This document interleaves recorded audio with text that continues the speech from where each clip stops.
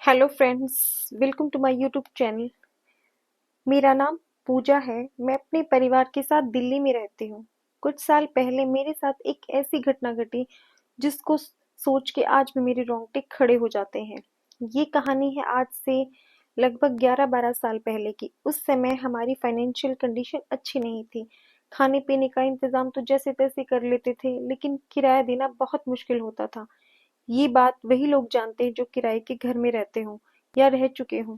रास्ते में आते जाते माँ से जब भी कोई खैर खबर पूछता तो माँ यही कहती, क्या ठीक है, अब तो उनकी नौकरी भी चली गई, किराया कहाँ से देंगे, यही समझ नहीं आया। एक दिन माँ की बहुत पुरानी सहेली माँ को रास्ते में मिली। उन्होंने भी जब माँ से हालचाल पूछा तो उनसे भी माँ ने वही बात कही।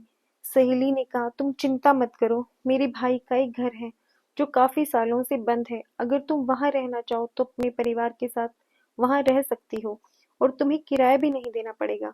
बस साफ सफाई अच्छे से किया करना। इतना कह के वो आंटी वहां से चली गई। माँ ने ये बात आकर घर सबको बताई। हमारी तो खुशी का ठिकाना ही नहीं रहा। जरा सोचिए, आप जब किसी प्रॉब्लम में फंसे हो और एकदम से ऐसा कोई मिले जो आपकी इस प्रॉब्लम को जड़ से उखाड़ फेंके। यही काम उन आंटी ने किया था। हमारी प्रॉब्लम सॉल्व हो गई। दूसरे ही दिन माँ की सहेली चाबी लेकर आई और कहा, तुम लोग आज ही शिफ्ट कर लो। माँ उस घर की साफ सफाई करके आई और उसी दिन हमने शिफ्ट कर लिया। सब नए घर में पहुंचकर बहुत खुश थे और सोच रहे थे अब तो आराम से रहेंगे, क्योंकि एक तो किराए के पैसे बच जाएंगे, थोड़ा हमारा काम भी अच्छा चल जाएगा। उस मकान में 2 फ्लोर थे। ग्राउंड फ्लोर पे 2 कमरे थे और फर्स्ट फ्लोर पर भी 2 ही कमरे थे। कुछ दिन बीते, एक दिन एक बूढ़ी दादी हमारे घर आई। बोली, लगता है आप लोग इस मकान में नए आए हुए। पापा ने कहा, हाँ। फिर बूढ़ी दादी बोली, आ तो गए हो, लेकिन क्या आपको पता है ये घर काफी सालों से बंद था। हाँ, मुझे पता है। तो इसमें क्या हुआ, पापा ने कहा। तो बूढ़ी दादी ने कहा, फिर तो आपको ये भी पता होगा कि ज्यादा दिन तक बंद रहे मकानों में भूत प्रेतों का वास हो जाता है। पापा ने कहा, ऐसा कुछ नहीं होता, आप हमें डराने आई हैं। अगर नहीं होता तो कोई बात नहीं, जब देखोगे महसूस करोगे तब पता चलेगा। इतना कहकर बूढ़ी दादी वहां से चली गई। जैसा कि मैंने पहले बताया कि उस घर में एक बंद कमरा भी था। मुझे उस बंद कमरे को देखकर बहुत अजीब सा महसूस होता था। उस बंद कमरे को देखकर मेरा मन हमेशा यही सोचता कि मैं इसको खोल के देखती हूँ कि इसके अंदर है क्या। कुछ दिन बाद मकान मालिक आया और उसने कहा, इस कमरे को कभी मत खोलना, इसमें हमारा कुछ कीमती सामान है। हमने कहा, ठीक है। कुछ दिन तो आराम से हंसते खेलते बीत गए, लेकिन धीरे धीरे अजीब चीजें होने लगी। जैसे अचानक से कोई चीज गायब हो जाती और उसी कमरे के बाहर पड़ी मिलती। कभी हमारा डॉग, जिसका नाम प्लूटो था, वो रोज रात को अचानक उठकर बुरी तरह से रोने लग जाता, जिसकी वजह से सभी की नींद खराब हो जाती।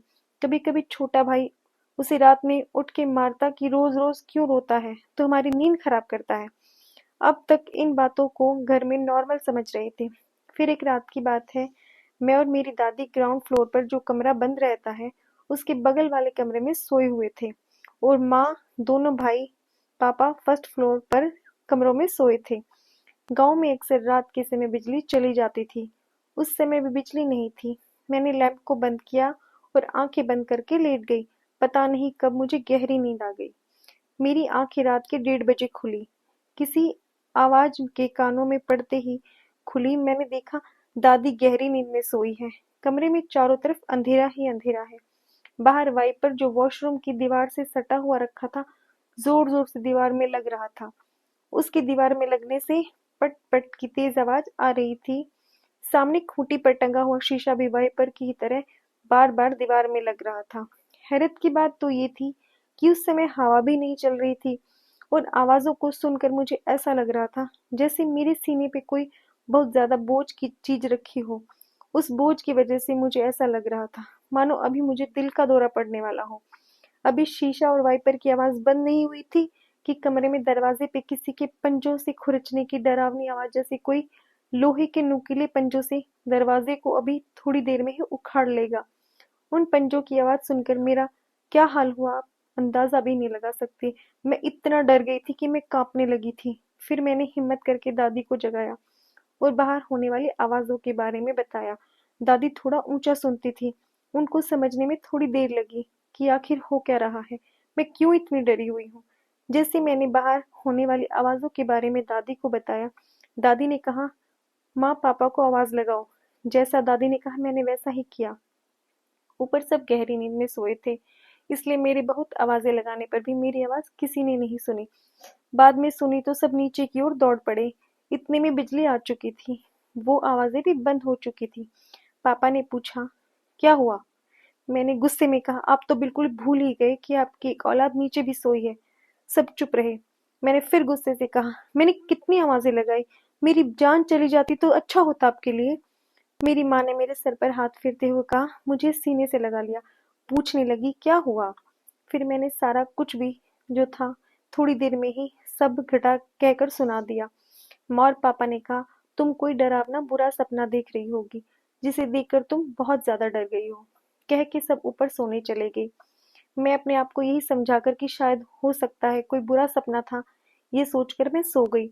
अभी मैं पूरी तरह से सोई भी नहीं थी कि फिर से वही दरवाजे को उखाड़ देने वाली दहशत से भरी लोहे के पंजों जैसी आवाज फिर से होने लगी। अब की बार तो ऊपर भी सभी जाग रहे थे, सोए नहीं थे। उन आवाजों को सभी सुन रहे थे। वो सब अब की बार मेरे आवाज लगाने से पहले ही नीचे आ गए और कहा, सब तो तुमने बुरा सपना देखा समझ रहे थे, लेकिन इस घर में कुछ तो जरूर है। मुझसे कहा, अब तुम हमारे साथ ऊपर आके सो जाओ। और सुबह होते ही हमने उस घर को खाली कर दिया।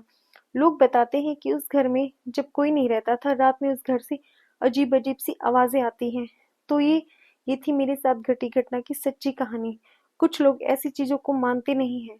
पहले मैं भी नहीं मानती थी, लेकिन उस दिन के हादसे के बाद ने तो मुझे भूत प्रेत जैसी चीजों को मानने पर मजबूर कर दिया है। और ये मान लिया है कि दुनिया में अगर भगवान है तो शैतान भी है। लेकिन एक बात जरूर कहूंगी कि हमेशा भगवान में विश्वास रखो, क्योंकि जिसके सर पे भगवान का हाथ है उसका कोई कुछ नहीं बिगाड़ सकता।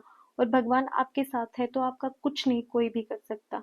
Thank you. मेरी आज की कहानी यही खत्म होती है। कृपया मेरे चैनल को सब लाइक करें, सब्सक्राइब करें।